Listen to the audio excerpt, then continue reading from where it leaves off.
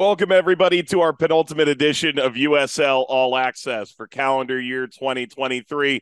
We have a USL Championship final title winner. We've also got all kinds of offseason storylines to cover. Juan Guerra is the head coach of Phoenix Rising. He's set to join us after helping that club, former assistant to that club, player in this league, winning the title as a 36-year-old manager, their first star. He'll join us in just a few minutes, and hopefully he smells like cigars and champagne. With Devin Kerr and Emmett McConnell, Mike Watts. Devin, what a weekend it was for us. You know, you and I, we don't get to travel together all that much, and I had a great time at the Charleston Chili's with you. I really did. I wish I could say that was the first thing we did after the final. That's how we celebrated. Instead of cigars and champagne, we went for some steaming hot fajitas. We destroyed the quiz game, though, even though there was only one other team. Yeah, except the problem is they'd be like, who was people's sexiest man of 1987? How was I supposed to know that? They wouldn't even give us that much of a lead. They'd just go, so-and-so did so-and-so and turned out as people's sexiest man. They wouldn't even give you the lead. You had no clue who the names were. And our producer was severely bringing us down. She brought our law of averages down. You and I were 80, 90%. I think she was one for 7. Thankfully, she has a Tesla, which I don't think has Sirius XM. She'll never hear this. No, she won't. No. I'll make sure she gets the link. And then it's like name a famous character actress, and you think it's Margot Martindale, but it's Jennifer Coolidge. Like there were just a few too many odd conundrums that they left us with. Michael, if you won a title, specifically you were a USL Championship title winner. Yeah. Would you be a champagne and cigar guy, or would you go somewhere else? Like, you're sitting in the corner pulling the Joe Burrow, right? What are we doing there? Are we doing any sort of cigar type thing? Is there a lit obstacle near you besides me, or is it just? I found that very funny for myself. Or is it just a beverage of taste? As someone who finished prom night at a Denny's, I'm just gonna say I probably would have ended up at Chili's. Respect. All right, let's get after. Do you know this. Where I finished prom night? Oh boy. Do you want to know? Germany. I wish. I wish. I never went to sleep on prom night because I had a round of 16 state championship game the next day. So I legit stayed up all night long. My mom was site manager because she was on like the state board. My mom was site manager, and so she picked me up at like 7:00 in the morning, took me to the fields. My coach arrived at probably 11:30 for our 2:00 game, saw me sleeping in a tent in the shade, woke me up and said something to the wording of, "Hey," he kicked me when he woke me up. "Don't mess this up for me." And he didn't say mess. Scored a goal and had an assist. We won 3-1. Keep going. In part, that does sound like Pat. Anywho, Pat never would have been that nice. No. Dev, let's chat about the game. And I've done every final since 15. I think your first was 19, 18? 18. That's the best final I've been around maybe since that first one, which Rochester beat LA, equalizer 90+ game winner in stoppage. Steven Dos Santos was suspended for that game, so it was Asani Samuel that ended up coming in off the bench, providing both goals. I've since talked to Bob Lilly. Big game Asani. I don't know that was the exact verbiage, to be fair, but they tried to pump him up all week, and they got him. Phoenix 1-1 against Charleston. They are the lowest seed ever to win the title. They did it as a 6. 3-time Western Conference champion. This is their first star. They lost that first final you did in 18, 2020, the final that kind of happened. And then obviously they win the whole thing now. Nick Markanek scored in the 36th minute. John Stenberg got his first goal for the club in the dying embers in the 90th minute to send it to extra time. It ends up going to pens, and we can chat about that as we go. But Dev, let's start from 30,000 feet. It was for the playoffs that we got, this is kind of exactly what we all deserved. Yeah, it was awesome. I hate saying it that way, but it was awesome to be a part of. It was fun from start to finish. The lead-in trainings, the chats, that's all well and good, but you really don't know what the game is going to look like. And I'll say this, I had a fear, I know you and I spoke about it, that the familiarity that both of these coaches had with each other, taking the pro course together, having played earlier this season, sharing that time away from the lines and talking on a regular basis, I was concerned a lot of this would kind of cancel itself out, truly. Because that is something that happens when you know each other so well and you deep dive in this, and it's you turn over every nook and cranny, right? And it eliminates the threats. And that wasn't the case. There was a very regal ebb and flow about this game that I enjoyed tactically, that, a home team starts fast, the visitors fight back, and tactically we'll get into some things. But it was just so much fun. It didn't feel like you were waiting for a game to end, and that can happen. It didn't feel like we were looking for storylines. Guys were poking themselves out, right? It's, okay, what can Danny Trejo do since Arteaga is normally coming off the bench now? Is Dark Famella going to be the 9 that they all want? What does the attacking look like for Panos Armanakis? Like, you work yourself backwards. How stable is the midfield going to be? How wide open are they going to be? And how efficient can the Charleston battery be?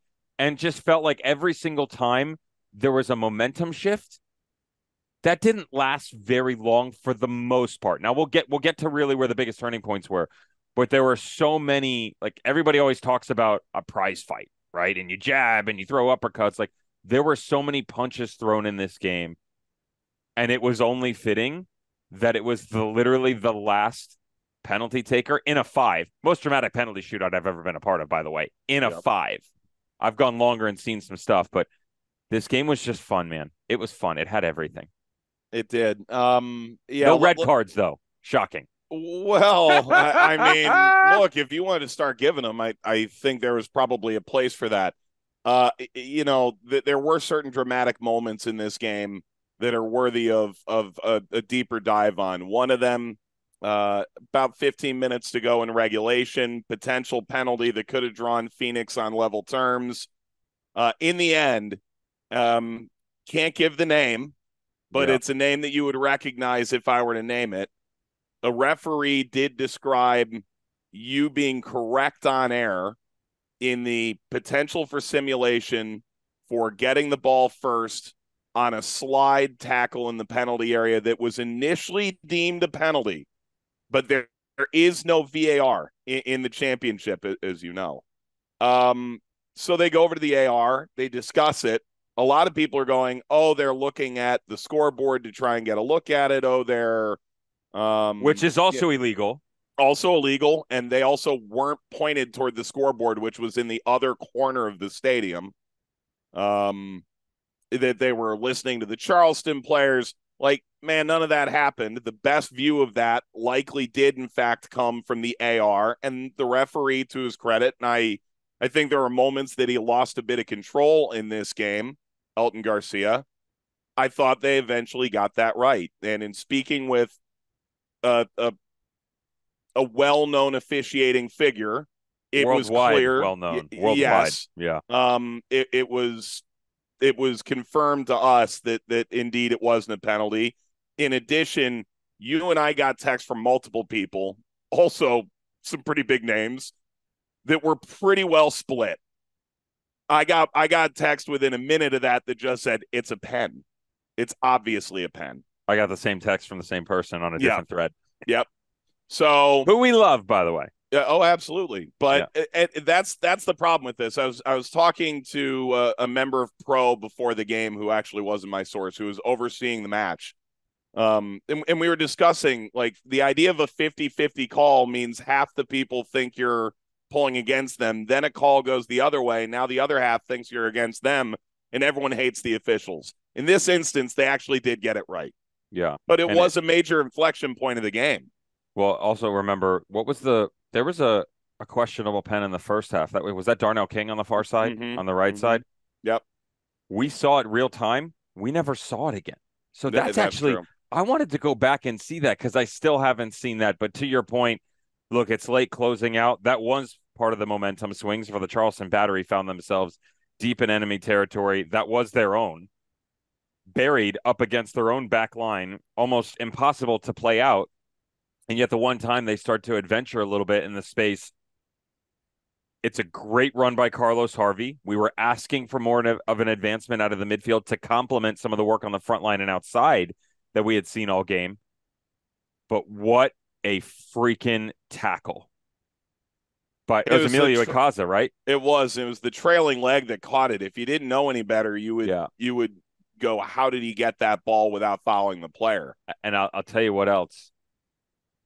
For the referees, and I'm with you, there was a lot that went on in that game, Mike, that I wasn't very happy about. I know a lot of players and coaches weren't happy about because there were some very influential decisions that were and were not, specifically on the were not side, where that game could have looked very different personnel wise. To me, there could have easily have been one sending off for double yellows, if not two. Yep.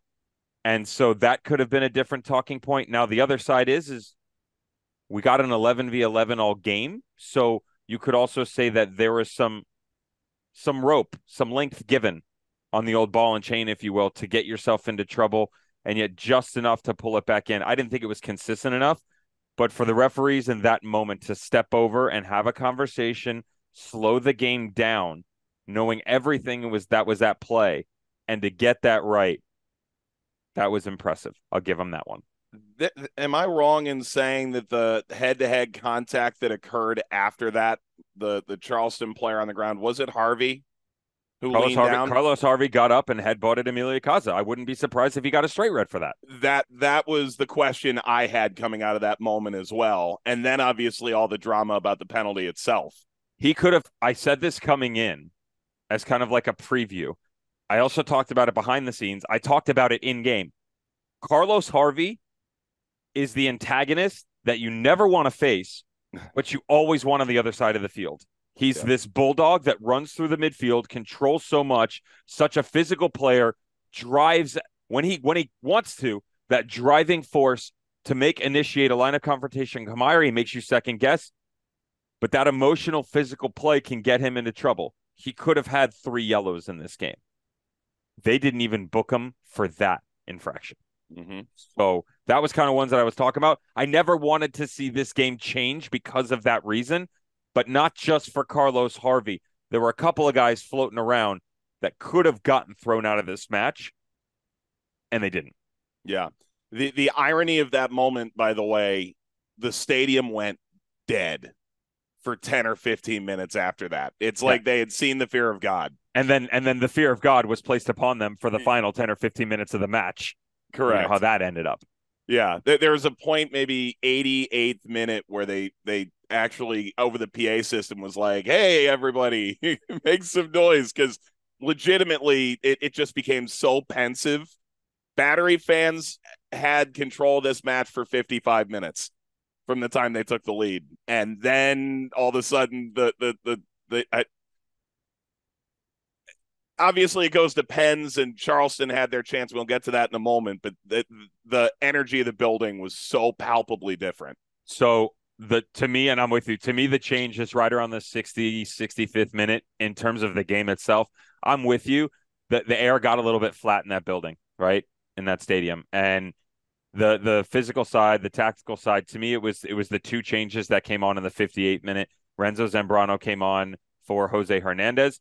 Actually didn't think that Renzo Zambrano had a great shift. Now, his role was very different than I thought it would be because of how high they were regularly willing to push Carlos Hernandez in the line of attack. So they didn't have as much of that 1-2 punch. Erickson Gallardo, to me, that guy is a goal away from being the MVP of the entire game. Agreed. He was freaking incredible. Left side, right side, driving at the middle of the back line, pushing down into the corner. He was so freaking good. And talking behind the scenes leading into the game, to me, it was If this game extended and was close, a 1-goal game or a 0-0, I was concerned for the Charleston Battery because of the quality of depth that came off the bench for Phoenix compared to Charleston. That's not to say Charleston have a bad bench. That's to say they're more ride or die with their main components. Phoenix recognized they had to make a change, and they took off Darnell King. Darnell King, a guy who's regularly worn the armband for them, a guy who over the last 5 games has been irreplaceable, and they took him off because they needed a change. Gallardo was amazing. And look at Charleston. Again, all due respect, and it's year 1 for them, and you could argue they had to do a lot more with a lot less over the course of the season. They brought in Beto Avila that they brought in on loan from Houston midseason. They brought Crawford off the bench at 90, and they brought Patterson off the bench at 120. They essentially made 2 subs in 120 minutes. Phoenix made 6. And it's because Phoenix felt comfortable that they could bring in 6 and not severely limit themselves. Arturo Rodriguez going out in the 89th minute. Now, huge. It was massive.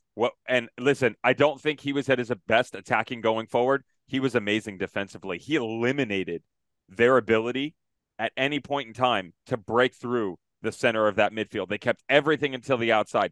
He goes off, and he was already tired and laboring in general, but he got slow. They made him sit deeper. His legs got longer. He could not chase. He put in an amazing shift and was certainly a part of that team and a part of what could have been the winning result. But him going off and then Beto Avila rotating into the 10, they lost the plot and they lost control of the match. Yeah. Look, we aren't going to sit here and rate every player. No. I don't mean that. I don't mean that negatively. No. Not what I'm saying. I'm saying Augie Williams did not show up in this game, regrettably. They moved him a lot. They got around him quickly is probably a better way to look at it, but I'm with you. Yeah. In the end, Rocco Rios Novo didn't really have to do that much in the 120. Wins the MVP as much on penalties as anything else. Just on penalties, bro. I mean, really, what are we that's talking it. About here. That is a very late change that they scribbled on that card, because even in pens, it appeared a different way. I thought, we saw Juan Palma had some really good moments. Obviously, Stenberg ends up scoring the goal. It was unclear if he was even going to touch the field in this game. Sagbers was great too, by the way. Sagbers was excellent. Yeah. They were, we're nitpicking at things that happened. This was a very well played game. Like I wanted to. I left them alone because I've been in those shoes. I've lost cup finals. I know what it's like. Now I've won more than I've lost, but I've been in that room. If it would have been guys that were more associated with my age, the guys that I played with, and we had more of a familiarity with each other. Now we know each other, the Charleston locker room. But if it would have been, if I was younger or guys that, that I played with were still around, I would have walked into, and I wanted to walk into the dressing room and be like, I get it. You lost. You played almost as well as you perfectly have could have. Yep, and we they did were so good. We did verbalize that a bit to Rob Salvatore, the owner who we had last week of the Battery. Dev, Juan Guerra is set to join us in a moment. I do want to touch on pens. I got text from Jill Lloyden, my partner for a lot of stuff. Former national team goalkeeper. She said, I have never seen a shootout like that. Never in my life. Patterson and Williams both score. Quajo with a failed Panenka and a bad one. To start us off. To start it off, right? So Crutzen misses. It's 2-0 after 2 rounds. I've already scribbled out a few thoughts on where I want to go for the Battery when we're done, because it was done and dusted. Archer, Allen, Dodson all miss. Zambrano, Gallardo, Arteaga all make. Phoenix wins the title. Genuinely never say anything like it. Same. And again, we said it at the beginning of this. In terms of a penalty shootout with just the 5 for each in that window, that is the craziest that I've ever seen. The craziest, oddly enough, Mike, it's a bit ironic that this is the craziest I had been a part of. Prior, now this went 7, if I'm not mistaken, the 2019 College Cup final between UVA and Georgetown, a winning team that Derek Dotson was on, by the way. He did not take a pen in that game. But that is the craziest still overall for me. But within a 5-man window, I don't know if I've ever even seen in the history of my life a 5-man down 2-0 going to the third to come back and win in 5. I don't know. I've never heard of that. I'm sure it exists somewhere, but I've never seen that before. No, incredible way for Phoenix to win their first star. Juan Guerra is the head coach. He's going to join us on the other side of the break here on USL All Access as we break down the true prize title fight that we got and we certainly deserved. Phoenix winning their first championship final, and their head coach is with us after this. Welcome back to USL All Access with Evan Kerr and Emmett at the controls, Mike Watts. We obviously recap the final. You miss any part of it, you can catch it on the USL Championship YouTube page tomorrow. You can also catch it on the Sirius XM app later tonight. I described him as the coach with the best fit game in the league. Now he's got a giant shiny trophy to prove it. Juan Guerra was named the Oakland Roots head coach after a stint as the Phoenix assistant on Christmas Day of 2021. He coached the last 10 games for Phoenix Rising last year. They ultimately missed the postseason, but set the foundation for a title run this year. And he's kind enough to join us on the show now. Juan Guerra, championship-winning head coach. How does that sound? Sounds great, man. Sounds great. It feels even better. First of all, thank you so much for inviting me. It's always a pleasure to talk to you and Dev, man. Listen, man. It feels unreal. I still haven't had time to soak it in and understand what happened. It's been a lot of work. Again, like I said before, I'm very, very happy for the players, for their families, for the organization, for the ownership group, and all the staff that represents Phoenix Rising, because this year was not easy, and we were able to finish on a very, very good note. And now this just has to give us that extra energy to push even harder, to make sure that next year we really, really want to push the envelope. We want to keep growing. We want to keep developing. And we have to make sure that the ascending curve keeps going up next year. So that's going to be key. This year was the foundation that led to something beautiful. But now we cannot stop and just celebrate. Yeah, we celebrate for a few days, maybe the players for a few weeks. But us as a staff, we got to stay focused and understand that this has to start again soon. And we got to be focused, because next year we have to push again. Juan, we had a really good conversation the day before the game, and we talked about your record in finals. We spoke about the weight of managing. We spoke about building relationships with players in a short amount of time since you took over the club, about 21 new players, about the nonstop nature of the past 23 months. You hadn't even fully moved out of Oakland. You're doing that today. Try and describe the last 48 hours as a culmination of all of that, because, I said on air, one of the most genuine people I've come across in this game. And I imagine that the emotion around it, even if it's a bit unsettled, has to be pretty profound.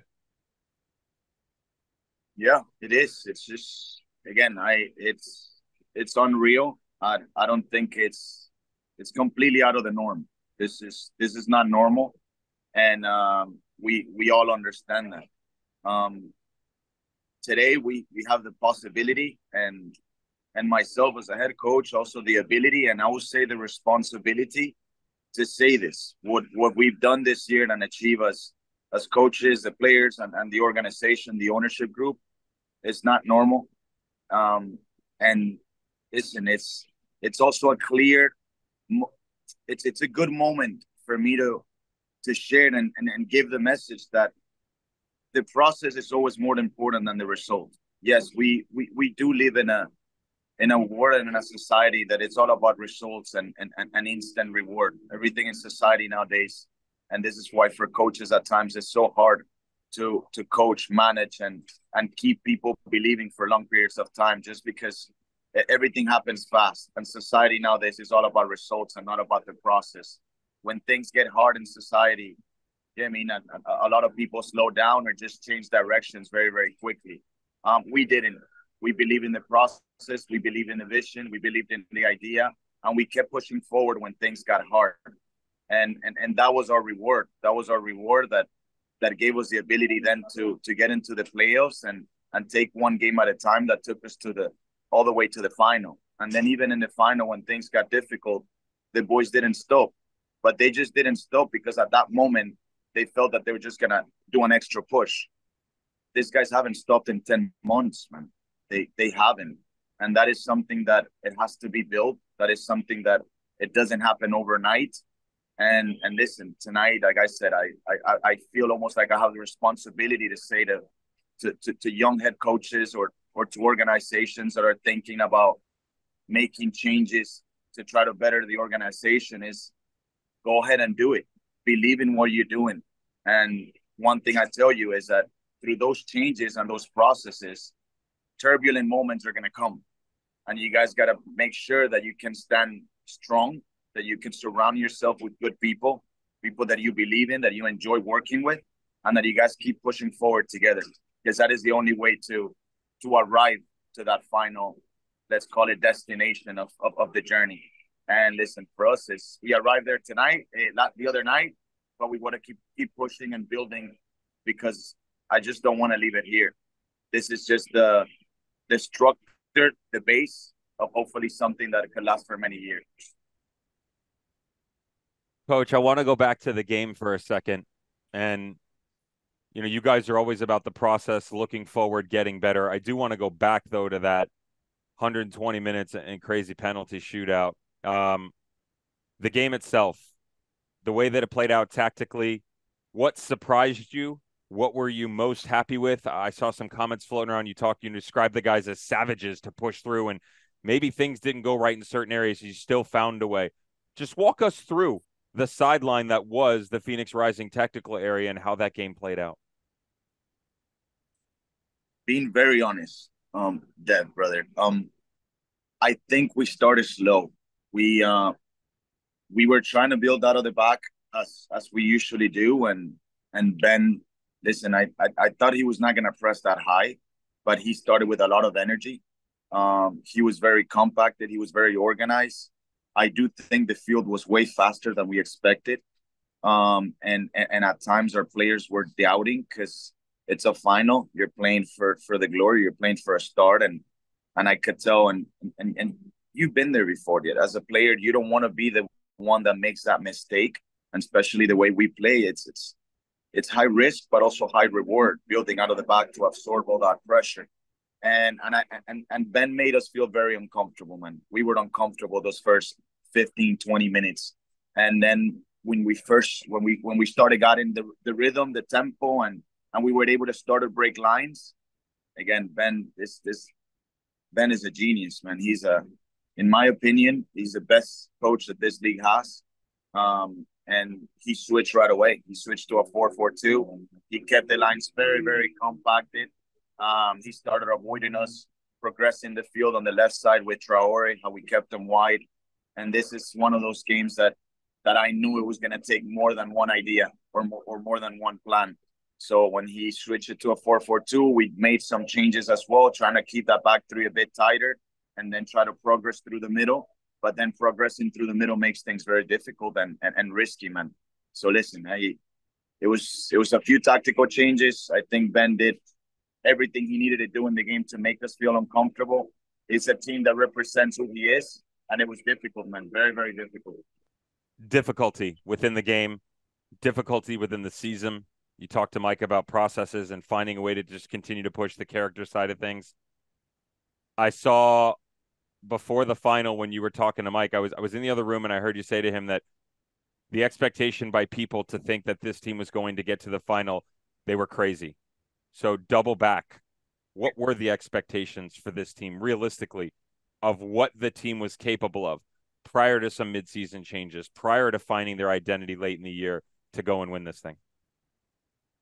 That's a great question, Devin. And to be very honest, the expectations as an organization, they were to make sure that we can build something that is sustainable for multiple years, to make sure that we could go back to who we were, to be a team with a clear idea, to a clear identity that had and has very, very close bonds and relationships with the supporter groups. with everyone that it's involved with the organization, with the city, with the community, to make sure that the bonds were strong between the front office and the locker room.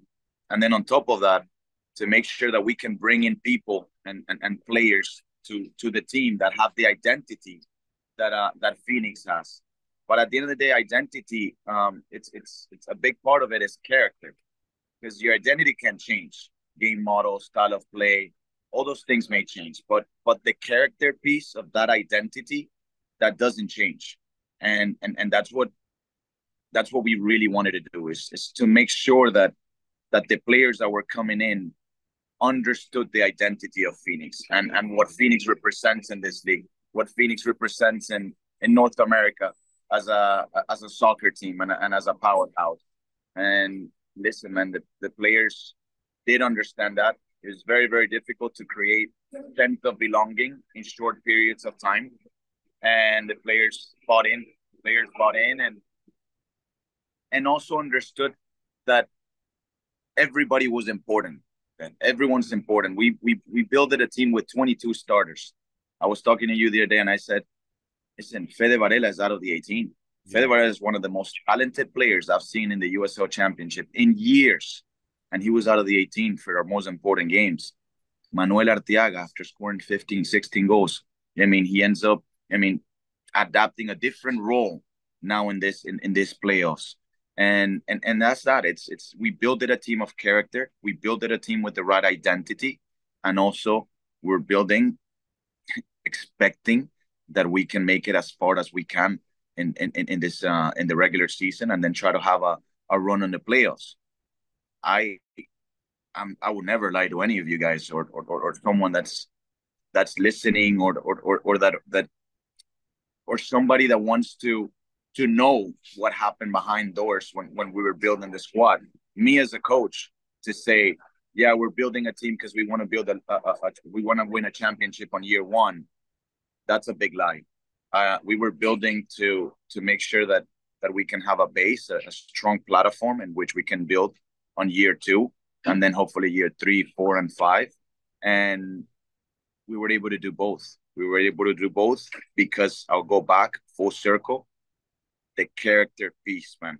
We said this when I was talking to you guys up in the room the night before the game.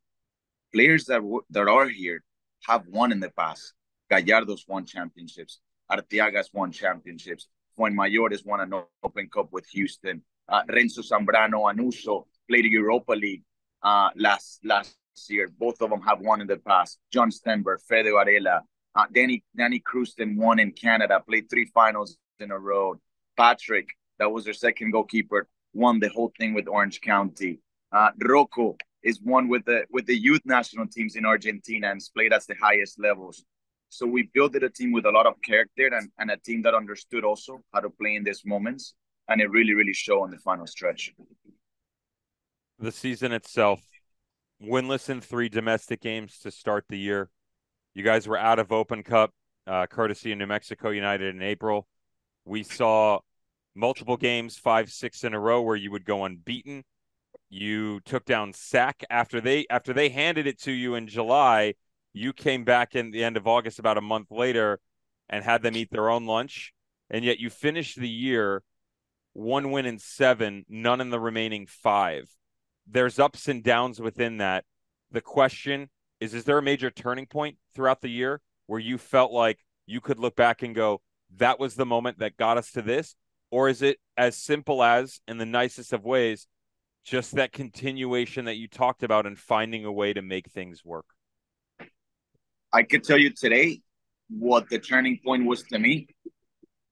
The turning point to me was losing a Sacramento 4-0 in SAC.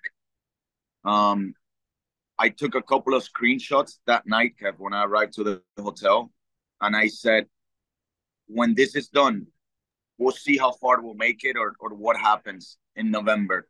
But when this is done, I'm going to take a look at the screenshots, and I hope that I can reflect on everything that has happened. That night, brother, we were in, I believe it was 10th place. I believe so. And we had another game on the road. We were not going to come back to Phoenix to play Monterrey after SAC. So we only had a 2-day recovery. to travel, stay on the road, and play versus Monterrey. That is a very, very difficult team at home. When we lost 4-0 versus Sac, and I got on the locker room, and I saw the players, how upset they were. Not just about the result, but they were also very upset about the performance, about what had just happened, how they let, themselves, the organization, our supporters down. That night, I said, we'll see how the bounce back is Saturday night versus Monterrey. But what I'm seeing right now is giving me all the signs of a team that is committed, of a team that is hurt about what had just happened, and hopefully a team that understands how to bounce back. If Saturday night we have a good game and we're able to bounce back from this, I feel very, very good about what could happen after that. And listen, Saturday night we beat Monterrey in a very, very good game that we played. And it's not that it was perfect after that, but I knew what group we had. And I knew also that this group was going to be able to face any adversity that may come our way. And they were going to keep pushing. And at that moment, that's all we could ask for. In the last 6 years, 3 Western Conference titles for your running mate and Bobby Dooley, the man who's kind of at the top of all of this. It's been from general manager to president. The only person in that same time frame who can come close to him just so happened to have been Lee Cohen, 2 with Tampa Bay Rowdies, and then 1 most recently with the Charleston Battery. The architect that is Bobby Dooley, your relationship with him, kind of describe to us what's that like, what you guys are looking for next season, what the roster build looks like so far. I already texted him and I say, listen, get it together, man. Enjoy the next 12 hours because you got 12 months to where you're going to be right back where you're at. He said, if only I could show you the text that I just sent Juan Guerra about who we're recruiting. So kind of talk about your relationship and where you guys are at to next year's roster build. There's a text that he sent me in 2022 that it changed my life and the life of my family. And what I'm telling you right now, it's exactly what I told him yesterday when he texted me, because he took a snapshot of that text and he sent it to me. And that text that night changed my life forever, man. And Bobby's someone that I consider family. Bobby's someone that loves his organization, that understands who he's representing, and he's a winner, man. This guy likes to win. This guy understands what it takes to win, and is constantly challenging people around him to be at their best. And that's what winners do. It's just you're never satisfied. So it's crazy, man. We won the trophy the other day. We're celebrating. We're still soaked in champagne, and we're smoking a cigar, and we look at each other and we said, all right, we go again, and that's what it's all about. It's how much can we push now? We got to push the envelope again. We have to make sure that now what we've done this year just doesn't stay as something that it was great and it was done. No, we want to build on top of this. We want to keep growing. And I understand that it's very difficult. It's not easy, but I know that I have enough muscle around me with Bobby, with Brandon, with the ownership group, and also with the technical staff. I told you guys the other day to write down a name, Danny Stone, and this is obviously all the other coaches are equally as important, but with Danny as my right hand and someone that gives me the ability to push forward, to believe, to challenge, and he's constantly also putting away fires from me. Listen, we make a great team, we make a great family, and as long as we stick together and we still believing and trusting our vision and following our beliefs, I think we're gonna keep having the ability to keep building over what we've done this year. That is Juan Guerra, championship winning coach. Guy's still in his 30s and looks better than us both, as you would anticipate. He's got the whole fit for TV. As we mentioned, if you missed any part of the interview, it's on the SiriusXM app later today, or you can watch it, and boy, you should watch it, on the USL Championship YouTube channel tomorrow. Juan, congratulations from us both. Again, man, this is a heck of a run you went on, and it's well deserved. Mike, thank you so much, Dev. I love you both. keep doing what you're doing, man. You guys are doing an incredible job. You guys are a massive bridge for us as coaching and organizations to the supporter groups, to the fan bases, and you allow us the opportunity to be seen, to be heard, and also make sure that we can keep growing, developing, and reaching as many people as we do. So I appreciate all the work that you guys have done over the years.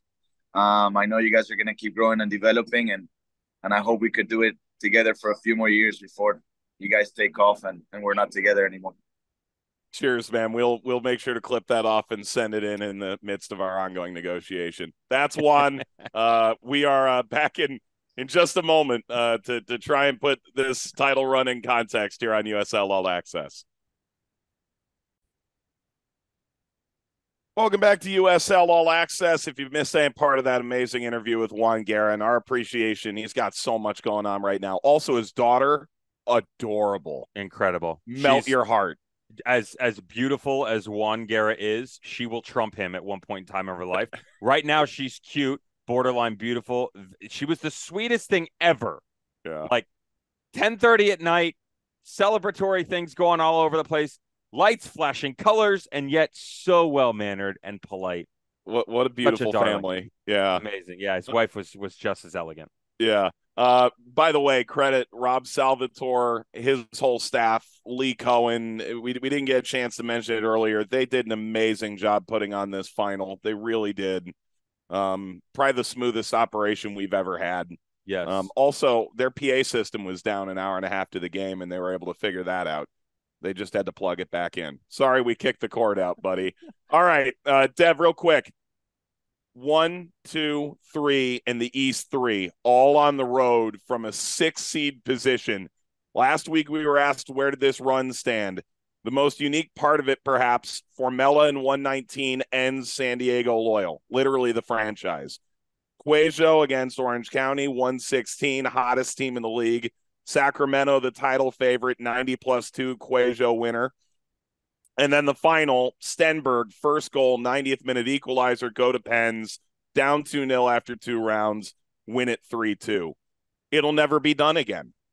This, you're Phoenix. You have all this talent. I'm not debating that. You should be winning titles with that roster at some point. Maybe not this year, but this was always supposed to be a title-winning squad.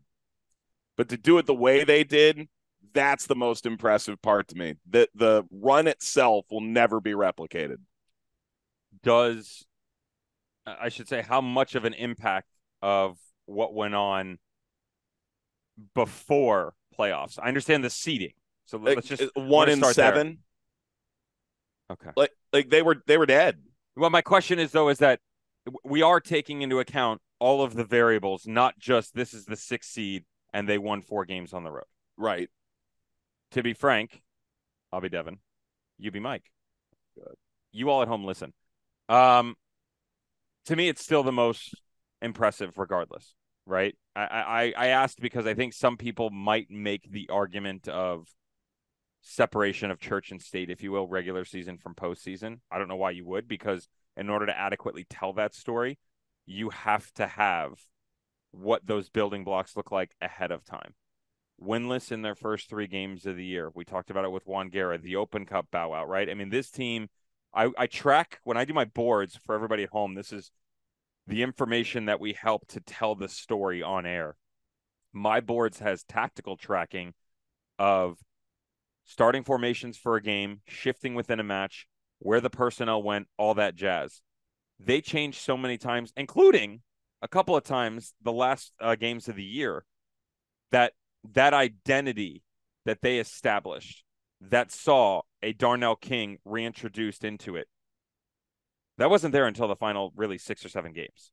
4 in the playoffs. So you've got a guy who was your captain and mainstay, and he's out of the lineup, he's in the lineup. To do it against not just from the 6th seed, but against those teams that you mentioned on the road, and the quality that you got out of those teams in the playoffs.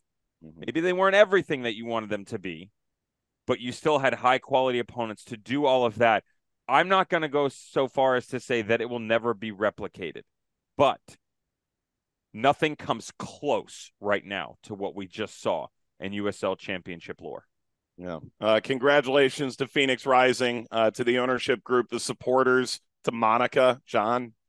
You know, seeing The Monica First Lady with the of trophy. Phoenix Rising, Mon McPherson. My God, man. You want to talk about melting your heart, her with the trophy. Quite the run. They've been everything but a title for this league, and now they will be the reigning champ until we get to this point, end of November next year. When we come back, off season's underway. We'll quickly hit the storylines in our penultimate edition this year of USL All Access. Welcome back to USL All Access as we close out the show this week with Devin, Mike. Let's do this quick. There's the offseason already well underway. We've got some rumors and some conjecture and some signings. Sacramento has signed the League One Player of the Year, Trevor Ammon. They've also re-signed goalkeeper Danny Vidiello, Connor Donovan, multi-year deals to keep the structure of that in place. Koke Vegas mentioned last week to Rhode Island. Grant Stoneman will join him in Rhode Island next year, new championship franchise. El Paso's been very busy. They've added Amando Moreno and Bolu Akinyoti, so they've got the strength in their midfield and now the creativity as well. There's also some coaching news. Antonio Nocerno? Yeah? Okay. I didn't watch Orlando City back then. Over 250 appearances in Serie A, about 100 at AC Milan. He was with the Academy at Orlando. Nocerno joins Miami FC as their new head coach. Look at me. Spokane Dev has a coach tomorrow, maybe? Very good possibility. Former Maybe. USL Championship coach that may or may not be headed to League One. Who even... I can't really go further than that without getting fired, can I? No, I think you're done there. You know what? I think there's one in the Northeast coming, too. Yeah, we've heard some rumors about Hartford Athletics opening. And truthfully, I wouldn't blame anyone who looked at the churn of coaches and said, I'm not taking this job. It takes someone with a screw loose to dive fully into this. And I think they found their man. And there's a lot of frustration about some players leaving. Y'all, it's about to get lit in Hartford. New sheriff in town. Yeah, what a sheriff. By the way, speaking of Hartford and players, we forgot to mention the addition of Connor McGlynn to Rhode Island. Well, and that was the player that everyone in Hartford was going, you let Connor leave? Yeah, that's a bad move. That's hurtful, but maybe the player didn't want to be there. The very possible. I think they saying. Found a coach who wants to be there, and I think they've got some pretty lofty expectations. Oh, yeah. Dev, anything else to put an ad in on? A coach, by the way, that was an original finalist for the first time they made a coaching hire, Hartford Athletic. Oh. What a year, man. What a final. We'll talk best 11 next week. Yep. Super League president Amanda Vandervoort's going to be on next week, too. Yep. We did announce the player of the year, Albert Diqua. Yep. What a nice person. Couldn't happen to a better person. Said when we got done, stay happy, stay healthy. Can't wait to see you run it back. If he's healthy, you're looking at one of the most dangerous nines in the league. Yep. If he remains in the league, you never know how that plays. Rumors. Yep. All right, Dev, you learn anything from this show? We've learned a lot this year. I learned that if it was possible, I think I've made the decision to leave my wife, and I'm going to chase down Juan Guerra. Okay. And I learned I can't help falling in love with him. What am I supposed to do? There's a whole song about it, Mike. I know. And I learned good things do in fact happen to good people. It doesn't mean that good things happen to bad people or that good bad things happen to good people. Yeah, but we're still stuck together. Congratulations to Phoenix Rising. Really spectacular. We'll get Devin's hate on the all league team and all that the jazz done next week. For Dev and Emmett, Mike, we'll talk to you next week. Final show of the year. Dev's going to wear a tuxedo. What kind of tuxedo? You're going to find out on All Access. So long, everybody.